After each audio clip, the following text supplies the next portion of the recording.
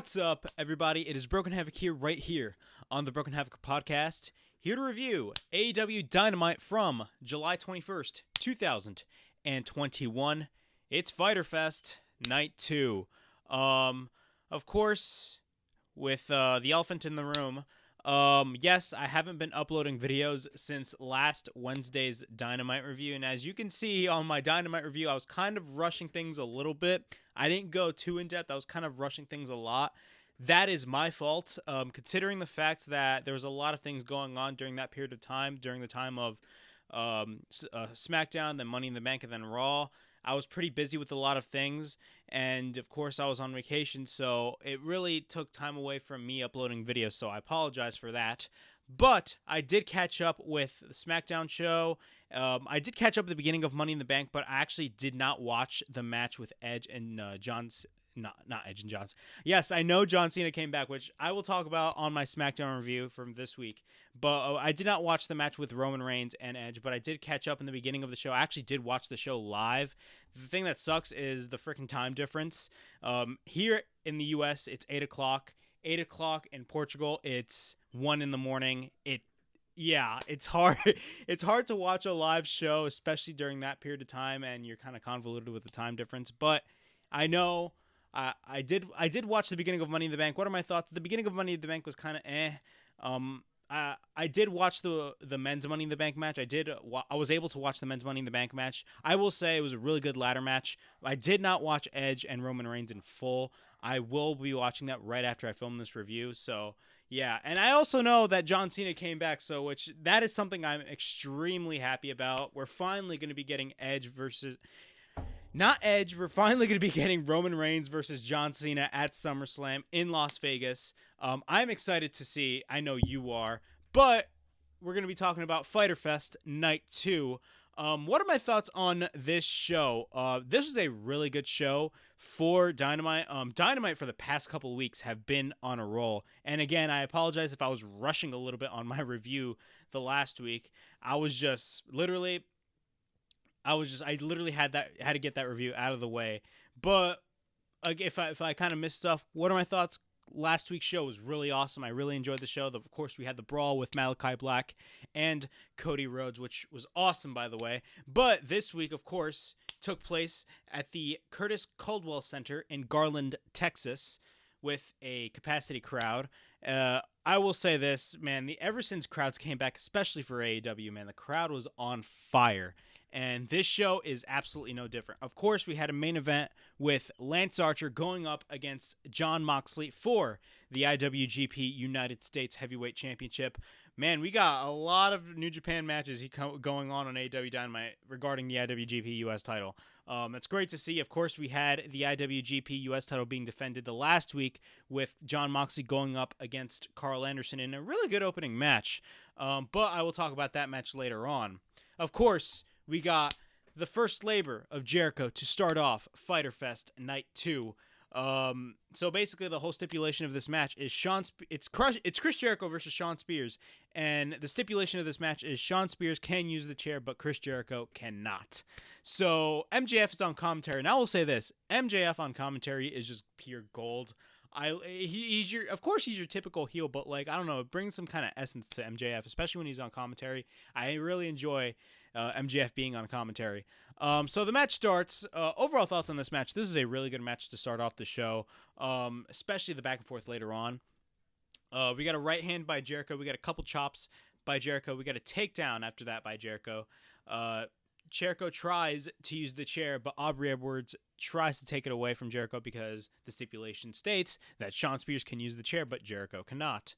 After that, both are outside the ring. We got a couple right hands by Jericho. He sends Spears to the guardrail. Jericho grabs the camera and films around, kind of like what he did in his match against Kenny Omega 2 years ago at Double or Nothing. Both get back in the ring. We got a right hand by Jericho. We get a springboard dropkick attempt by Chris Jericho, but he misses when Shawn Spears throws the chair into the face, Sabu style, on Jericho's face. We got a couple rights and stomps by Shawn Spears. Jericho fights back After that, we get an enziguri by Jericho. Jericho goes to the top. Spears goes up, also hits a belly-to-belly suplex from the top. We get a cover and a near fall. Spears sends Jericho's arm to the post and hits Jericho's arm with the chair. After that, we get a couple chops by Spears on Jericho. Jericho escapes Spears and then hits a shoulder tackle, that being Jericho hitting on Shawn Spears with the shoulder tackle. We got a double sledge on Spears by Jericho. No, we get a double sledge by Spears on Jericho. My bad. Jericho's on the top, giving repeated rights to Spears. We get a Hurricane Rana from the top by Jericho. We get a right clothesline by Spears. We get a cover and a near fall. Spears later applies the chair in between the top and middle rope. We get a couple chops by Jericho. We get a kick by Jericho. We get a power bomb by Spears. After that, we get a cover and a near fall. After that, Spears is about to basically after that he does the flare strut. Which was hilarious. Spears is about to hit Jericho. Jericho applies the Lion Tamer, a.k.a. the Walls of Jericho. After that, Tully Blanchard distracts the referee, and Sammy Guevara comes in for the save. And then after that, Spears then hits the chair on Jericho, hits the C4. We get a cover and a close near fall. Spears takes the chair on the top turnbuckle and tries to hit the C4 again, but with the chair. But Jericho counters. Sends Spears into the corner and hits the Judas effect. 1, 2, 3, and Jericho wins the first labor of Jericho. What are my thoughts on this match? This was a really good match to open up Dynamite. What I really enjoy about AEW every week is the fact that the show opens hot. It doesn't matter what match it is. And WWE, they sometimes, in some of their shows on Raw and SmackDown, very rarely start with a match. I mean, usually WWE always starts with a segment that will be like maybe at least 20 minutes. But with AEW, they always try to start hot, and the crowd is just going ballistic. I really enjoyed this match. Jericho looked great. Of course, Shawn Spears looks great. The back and forth, especially near the end. Of course, the interaction with Tully Blanchard and Sammy Guevara was really made for great television, if you ask me. But that was not the surprise. So we had MJF leaving commentary, grabs the microphone, and basically states that if anyone interferes in his matches, then the deal is off and there's no match. So Jericho's kind of screwed, but then he states his opponent for next week, and Jericho's even screwed even more. So his opponent for next week is Nick Gage. Yeah, Nick Gage. What are my thoughts on this? I did watch the Dark Side of the Ring documentary of Nick Gage. I heard who Nick Gage was. I knew who Nick Gage was, but I never even seen any of his matches. When it comes to things like deathmatch wrestling, like, you know, your CZW and your GCW type of matches, I'm going to be honest, I only watch compilation videos on YouTube just to see how crazy these wrestlers are. I don't even want to call them wrestlers because I don't want to call them garbage wrestlers because they put their bodies on the line constantly, but like, you know, deathmatch wrestling, sometimes it kind of turns me away from the screen. I will be that honest. But what are my thoughts on Nick Gage? Nick Gage, I will say, I've seen a lot of things of Nick Gage ever since watching the Dark Side of the Ring documentary. I see a lot of things on Twitter. I've seen interactions that Nick Gage had with Jon Moxley at GCW events. So, like, I believe they're going to be wrestling again. I don't know when. I do not follow GCW, but Nick Gage is doing a lot of things right now, and I feel like he's on a roll. And the fact that AEW was able to snatch up Nick Gage is insane. Not only that, this is the first time that Nick Gage is on national television, and if you watch the Dark Side of the Ring documentary on Nick Gage, his story is crazy, man. And Excalibur really has a brief explanation on commentary of who Nick Gage is. He was considered dead for at least 8 minutes, but revived, which was crazy. That was after a death match that he had. I think it was at a Tournament of Death show a couple of years ago. It was a Tournament of Death show. It's basically CZW's WrestleMania, and they basically just do a single elimination tournament of death matches in front of it's not really in a backyard, but it's an outdoor area. But Nick Gage actually took a brutal I don't even remember the spot. I forgot. I only watched the documentary when it aired. But he took something brutal happened to him and basically died for 8 minutes. But then all of a sudden revived out of nowhere, which is insane. But the fact that AEW has Nick Gage, of all people, facing Jericho next week. Holy crap. We got Jericho versus Nick Gage at Fight for the Fallen next week. Remember that. That is the craziest thing I have seen, man. You know, AEW says that the forbidden door is open. This is the forbidden door right here. You got Nick F'N GAGE, of all people, coming into AEW Dynamite on national television and facing off against Chris Jericho. Damn. I'm excited to see Nick Gage in action on Dynamite. I do think he's going to be a little bit safe with Jericho, because if you watch the Dark Side of the Ring documentary, he actually had a match with the former WCW World Champion, David Arquette, and needless to say, Nick Gage brutalized David Arquette. If you watch the match, there's a whole video on YouTube of David Arquette versus Nick Gage, and I believe that made headlines. If you watch that match, I mean, dude, Nick Gage goes crazy on David Arquette. So, what are my thoughts on Nick Gage? Hey, the forbidden door is open. I'm excited, man. Nick Gage on AEW television, I'm down with that. After watching the Dark Side of the Ring documentary, I mean, like, it's crazy that AEW knows what's going on outside of the wrestling bubble right now. And I love the fact that they're just bringing in all these wrestlers that the casual audience doesn't know. I don't watch New Japan. I don't watch a lot of independent wrestling, but I love the fact that they're bringing a lot of wrestlers that you may not be familiar with, that you may have heard of, but not really seen in action. And I love how they bring it on national television. That is awesome to see. And I feel like the casual audience will really enjoy what's going to be happening next week at the Dynamite Fight for the Fallen show. We get a video package of Miro, and then after that we get Frankie Kazarian, the Elite Hunter, versus Doc Gallows, of course, one half of the Impact Tag Team Champions, the Good Brothers. Also, yes, I believe they regained the Impact Tag Team Champions. I believe it was last Saturday at Slammiversary. That was another show I missed. Actually did not watch Slammiversary. I heard that Sami Callihan and Kenny Omega had a phenomenal match, which I have to watch because I did not watch the show, which I'm quite disappointed of. But, like, hey, what can you do when you're on vacation, right? But what are my thoughts on this match? This is a pretty good match. The match starts. Kazarian goes after Gallows. We got a dropkick and then repeated right hands.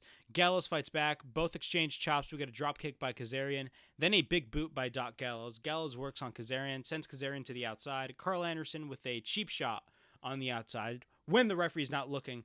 A lot of people are not liking the AEW referees, and I don't blame them, considering the fact that they're just looked as to be like extremely stupid, especially during this situation. I mean, it's wrestling, so stuff like this happens, but I feel like this happens a lot in AEW. I don't know about you, but after that, of course, Gallows works on Kazarian during the commercial break. Kazarian targets the eyes of Doc Gallows. Kazarian fights back. We get a shoulder tackle by Kazarian, a side back drop by Kazarian, a springboard leg drop by Kazarian. We get a cover into a near fall.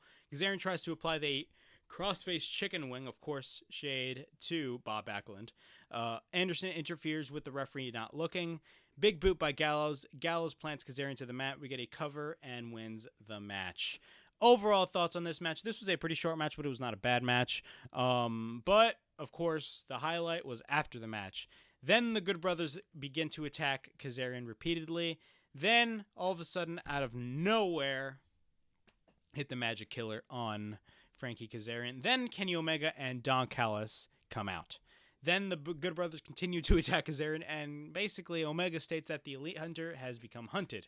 Then Hangman Page comes out. Callis grabs the mic and basically says that Hangman is outnumbered, of course, in typical heel fashion.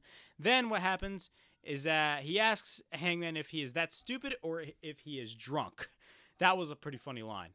So what happens after that? Hangman goes straight after the Elite alone. The Good Brothers start to get the advantage, but the Dark Order comes in to make the save.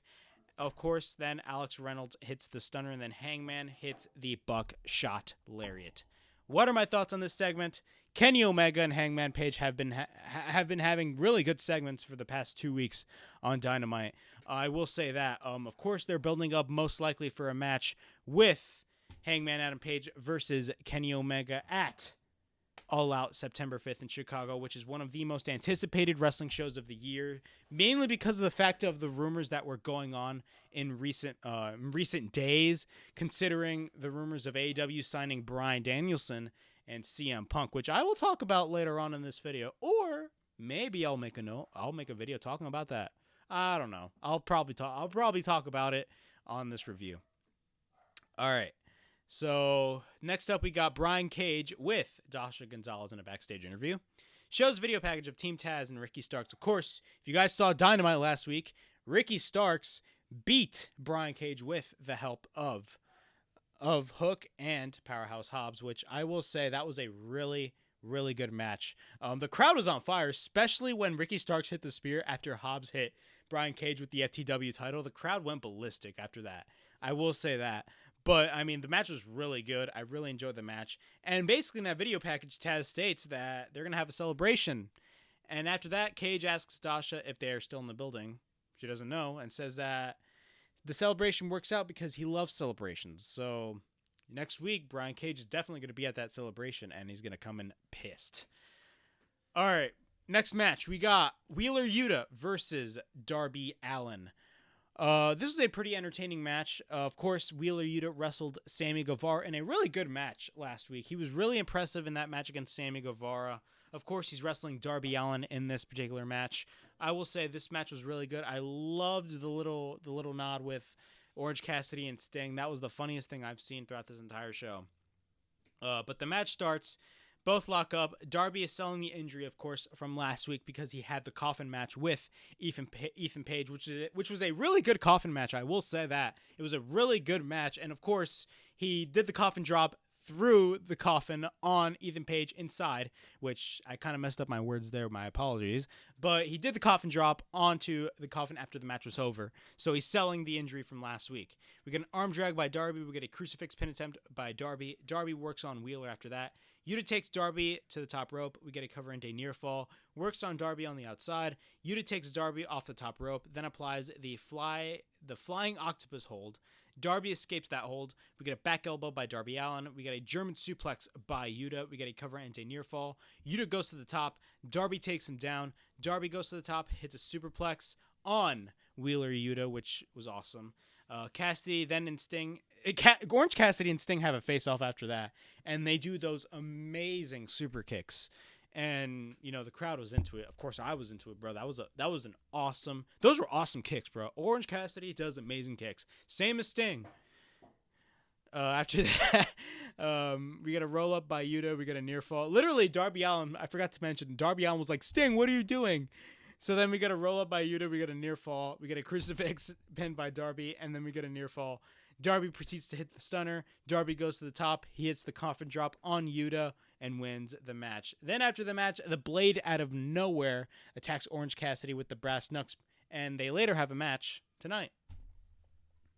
We got a video package of LanceArcher versus Jon Moxley. Of course, the matches that they've had here in AEW. Not only that, well, they had one match here in AEW for the AEW World Title while Jon Moxley was champion, but they also had a match, I believe it was early last year. It was for the IWGP US title. It was a Texas Deathmatch, and we're getting a rematch, quote unquote.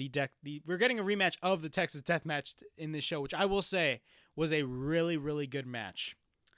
Hikuleo is in the crowd. Of course he is, from New Japan Pro Wrestling, and they're really showing the nod of what's going to be going on with Bullet Club and all that stuff. I mean, there's a lot of stuff. I mean, I'm hearing a lot of stuff, and I'm seeing a lot of highlights from Impact. Of course, Switchblade Jay White did appear at Slammiversary, and there's going to be a lot of tension with Kenny Omega, the Elite, and the actual Bullet Club that's happening in New Japan. I don't watch New Japan, so I'm not up to date with the current form of Bullet Club. I know Switchblade Jay White is, I believe he's still currently part of the Bullet Club, and Switchblade is awesome in the ring. If you guys haven't seen Switchblade Jay White in action, check him out.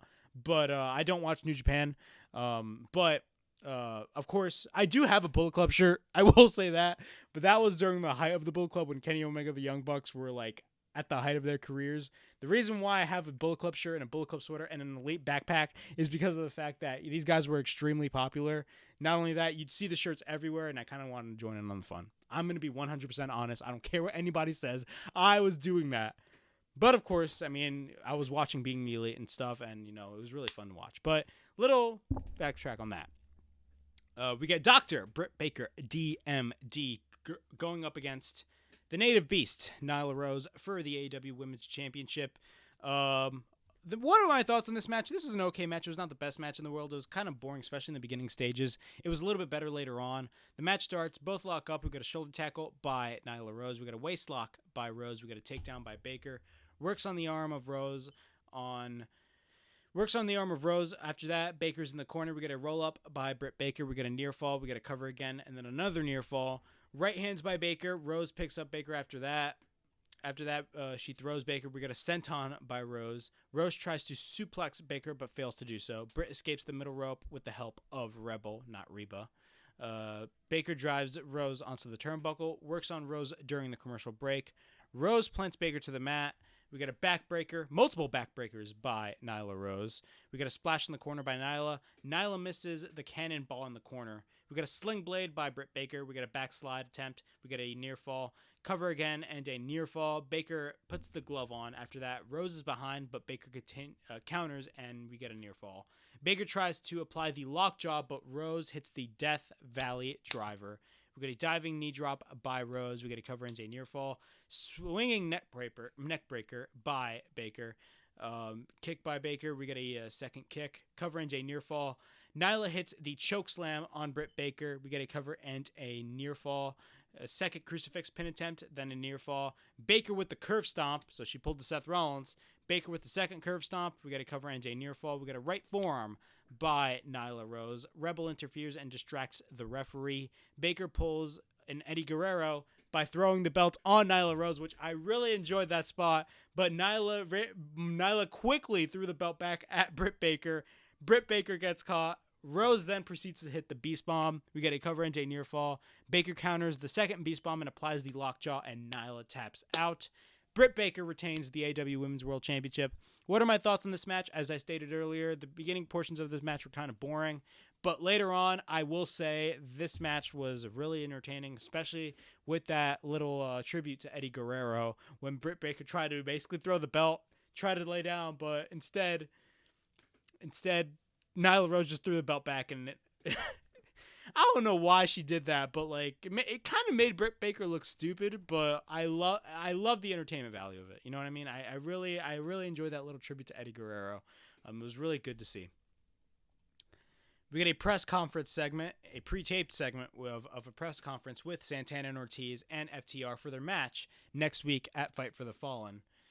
Basically, both exchange verbal shots. Santana, of course, talks about his past, shows a couple photos. FTR talking about how they grew up poor and stuff. Things get intense in this, and I will say I'm really excited to see FTR and Santana and Ortiz go at it next week at the Fight for the Fallen show. FTR and Santana and Ortiz, man, they have really good chemistry with each other, and especially Santana and Ortiz. Like particularly Santana and Ortiz. The reason why I say that is because of the fact that these guys, they're two tag teams that come from different backgrounds, and that's what I really enjoy about this match. Santana is a really good promo. For the past few months on Dynamite, one of the highlights when it comes to like segments like with the Inner Circle is the fact with Santana. Santana has been cutting really, really good promos as of late. I will say that. Tony Schiavone interviewing Andrade El Idolo. And then before they start an interview, Andrade has a surprise. And he says that he has a new consultant. It is none other than Chavo Guerrero Jr. Yes, Chavo Guerrero Jr. What are my thoughts? This is much better than Vicky Guerrero. I will say that because, you know, Vicky Guerrero is great at what she does. But, like, especially for Andrade, I mean, I was like, okay, Vicky Guerrero for Andrade. I'll try to buy it, but like they could do better than that. I'm glad that they have Chavo Guerrero representing Andrade El Idolo. I'm really excited to see what's going to be going on with Chavo Guerrero going forward. Of course, they were not able to pick up Thea Trinidad, mainly because of the fact that she has made her return in WWE, and she's going to be there for the foreseeable future, while her husband, Malachi Black, is going to be in AEW, so they're both split up, which kind of sucks. I understand fans' frustration when it comes to Thea Trinidad not signing with AEW, and I was kind of disappointed when she came back on SmackDown. But at the same time, you have to realize it's her decision, so you can't really blame her. But I mean, at the same time, this is a company that basically did her wrong and fired her for no reason. Actually, I don't want to say fired her for no reason, but just did her wrong by just firing her because she basically was standing up for what is right. Of course, if you guys know, that whole Twitch ban that happened and that whole third party ban and all that stuff really upset a lot of people. But I will say this. I'm glad that they have a good replacement for Thea Trinidad and a better replacement than Vicky Guerrero, that being Chavo Guerrero Jr. And the fans remember Chavo Guerrero Jr., trust me. And says that basically Chavo grabs the mic and says that AEW is the place to be. Says that he cannot believe the talent in the back, but he does not see any talent like Andrade El Idolo. After that, the Death Triangle come out, and Pac states that he heard their name in his mouth. Says Death Triangle hides from no one. And then Andrade states that the Lucha Bros are good, but they are better with Andrade. Because, of course, last week we had that backstage segment with Andrade talking about where is Death Triangle. I assumed last week in my FYTER Fest review that, hey, what about the Lucha Bros teaming up with Andrade? That'd be an awesome faction. But, of course, he is with Pac in Death Triangle, so we're going to see what goes on there. So after that, Andrade states that he is a lead superstar, and Chavo repeats what Andrade says. And then after that, Andrade asks Penta one question and says that basically, will they work for Andrade? And Pac says that the Lucha Bros do not work for Pac. Instead, they are family and a brotherhood. Penta says that they will join. Why would they Pentagon states that why would they join a group with Andrade when he is not on the level of the Lucha Bros and the rest of the Death Triangle? And then, of course, they both go, all of them, Death Triangle go in the ring, and all of a sudden the referees come in. There was no brawl that happened, but it looked like there was a brawl that was going to happen underway. What are my thoughts on this segment? I will say that was pretty enjoyable to see. I love the tension that's going on. Of course, what are my thoughts? What do I think is going to be happening with Death Triangle? I really enjoy the Death Triangle faction. I love the fact that the Lucha Bros are teamed up with Pac. I think that makes for a pretty good trio. But at the same time, I don't know. With Andrade coming in, I really to be 100% honest, I do not know what they're going to be doing with Andrade, considering the fact that, he's either going to be with the Lucha Bros or is not going to be with the Lucha Bros, and he's probably going to be on his own. And meanwhile, you got Tommy End coming in on AEW, literally feuding against Cody. Who's to say? You never know. After Tommy End is done with Cody, I honestly believe that you never know. We can get another match with Andrade with Tommy End. I don't know. They had a really good feud in NXT, but I will say, there's a lot of possibilities that are going to be going on here. Christian Cage. After that, Christian Cage, Jungle Boy, and Luchasaurus are backstage, and basically Cage proposes a match next week with him and the Jurassic Express against Angelico and Private Party, of course, from the Hardy family office. What are my thoughts? Okay, I'm not really invested in that, but okay, whatever. I do have a feeling that Christian Cage will eventually turn heel. That's just my view. I have that gut feeling in me that Christian Cage will eventually turn heel. All right, QT Marshall in the Factory backstage interview talking about last week pouring coffee on Tony Schiavone, and says that next week they'll issue an apology on Tony Schiavone. All right. The Blade versus Orange Cassidy. What are my thoughts on this match? This match was pretty okay. It was not bad. I just, I was not really as invested. Usually, I don't know why. I feel like during the middle of Dynamite, near the middle of Dynamite, things kind of go a little bit downhill, but then all of a sudden during the main event, things go back on track. That's just my experience. I don't know about you guys. There's every Dynamite is awesome. I will say that. I'm just saying that especially near the middle, there's one match that completely turns you off, but then the main event just blows you away. This was not the case. I was just not really as invested. Nyla Rose versus Britt Baker, in the beginning portions of the match I wasn't as invested, but this match I mean, it was not bad. I was just like not as invested in this match, but it was not a bad match. I will say that. So Cassidy comes out from behind. Blade thinks he won via forfeit. We get repeated rights by Orange Cassidy after that, after coming out, because he comes out from behind. The bell rings. We get a couple stomps by Blade. Cassidy with a couple right hands. Blade selling the knee. Blade with an enziguri, basically faking the injury. Blade tries to suplex, but Cassidy hits a stunner instead. Cassidy goes to the top. Blade with a couple chops. He goes to the top. We get a gut wrench bomb on Cassidy from the top on the top turnbuckle, which looked crazy. I mean, that looked painful. I will say that. Blade works on Cassidy in the outside during commercial break. He sends Cassidy into the corner. Cassidy goes over the turnbuckle. Cassidy hits a crossbody from the top, then hits a DDT. We get a cover into a near fall. Chris Statler comes in to make the save against, of course, the bunny, a.k.a. Allie. Cassidy with a suicide dive, but Blade brings in Statlander, and Cassidy hits her by accident. Then later, Cassidy punches Blade onto Bunny, so while he gave Blade that right hand, Blade landed right on the Bunny. We get a cover into a near fall. Cassidy escapes the Dr. Bomb. I think that's what it's called. I completely misspelled that. We get a knee by the Bunny after that. We get a beach break after that by Cassidy. We get a cover and a near fall. Bunny tries to come in after that. Statlander takes her out. Blade grabs the knucks, misses an orange punch. Cassidy goes again and hits a second orange punch successfully and wins the match. After the match, Cassidy takes the brass knucks and hits the orange punch on the Blade using the brass knucks. What are my thoughts on this match? Again, I was not as invested in this match, but it was not a bad match. We get a backstage interview with Chris Jericho. Says that he will face the most demented version of Jericho. Basically, he talks about his match with Nick Gage next week and says that next week he will face the most demented version of Chris Jericho. And says next week it's the Painmaker versus Nick Gage. So yeah, we got the Painmaker next week going up against Nick Gage. What are my thoughts? I mean, I'm excited to see. I mean, like, there's a lot of possibilities that can happen in this match. I mean, Nick Gage is crazy at what he does, but we'll see.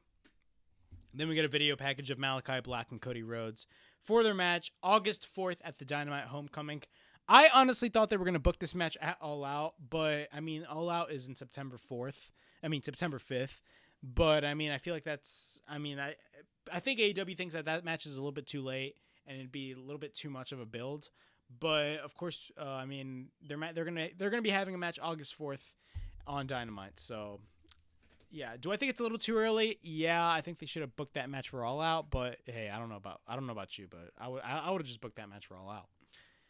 All right, we got our main event for FYTER Fest Night 2.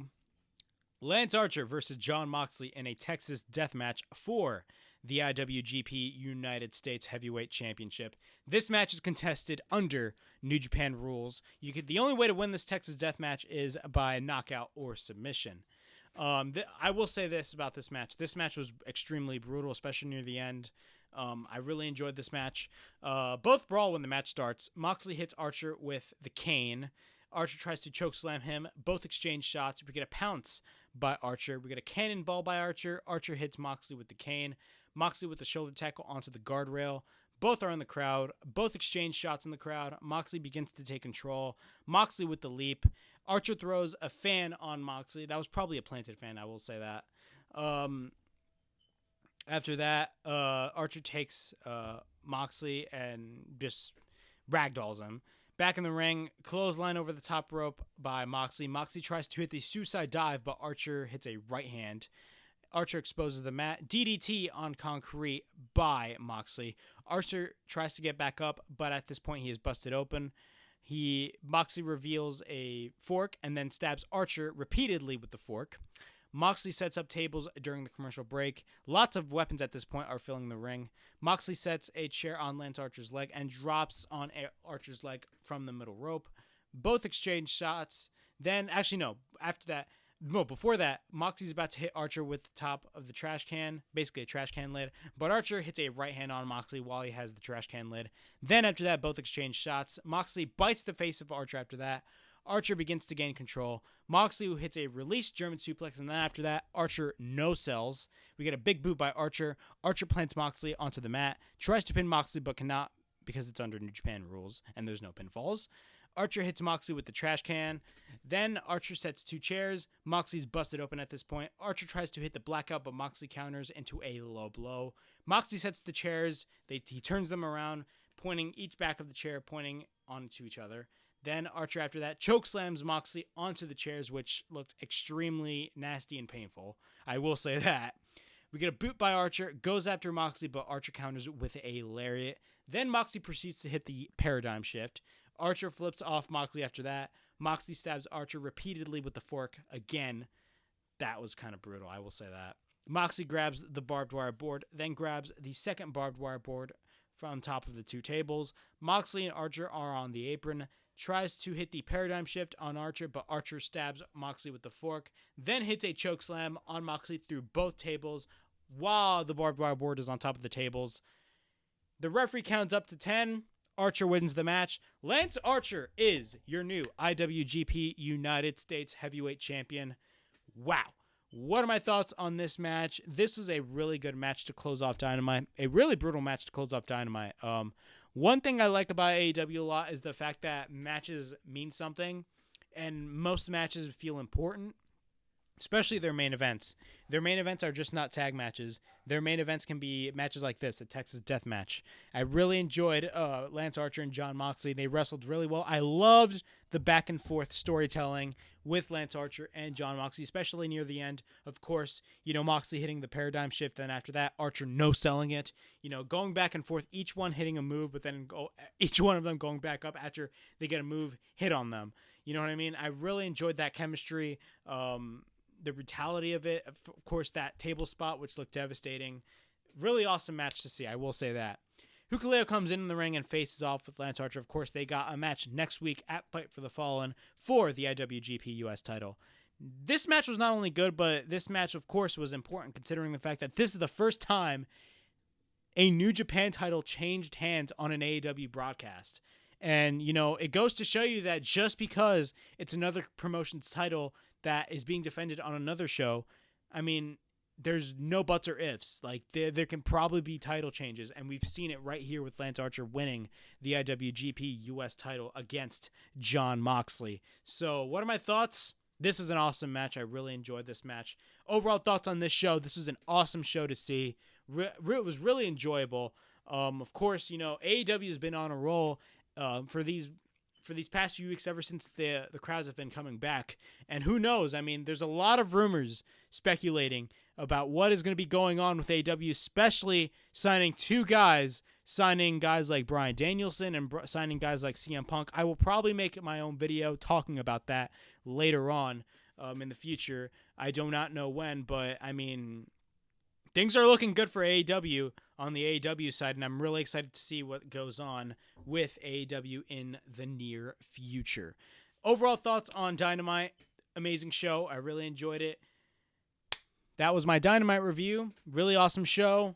This was a pretty fun show to watch. I'm excited to see Nick Gage I'm excited to see Nick Gage making his debut next week as well. It's going to be awesome to see. So yeah, please like, subscribe, comment down below, push that bell for notifications, and subscribe. And this is Broken Havoc from the Broken Havoc Podcast, signing out.